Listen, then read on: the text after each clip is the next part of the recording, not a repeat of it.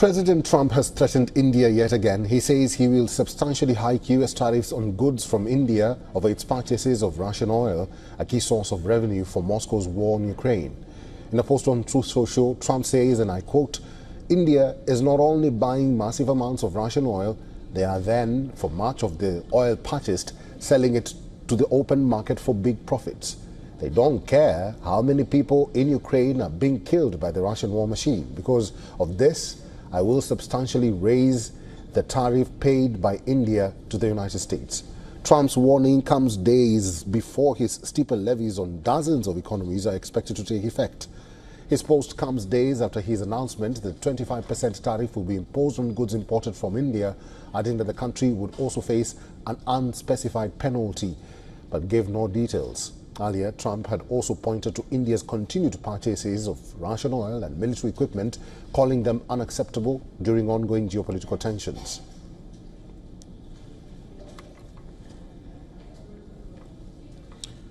Well, let's talk to our correspondent, Susan Tehran, who's now joining us live from New York. Susan, good to see you. This statement by Donald Trump has really rattled Indians, and we are still waiting for a response from the Indian government.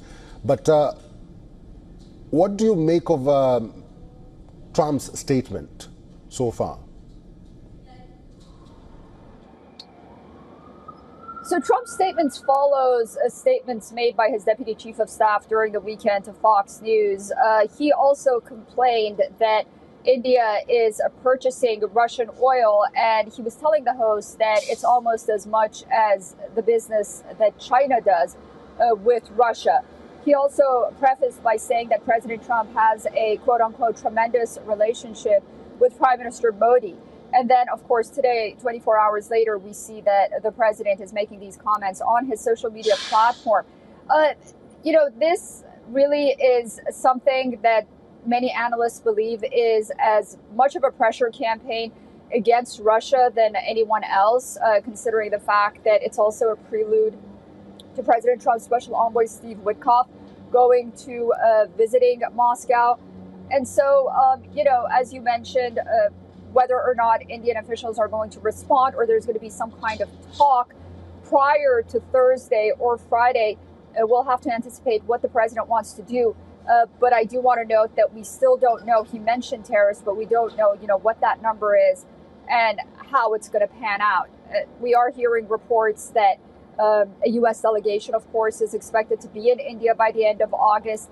That'll give us a lot more understanding about where relations regarding this dynamic between the two sides lie, with Russia in the middle.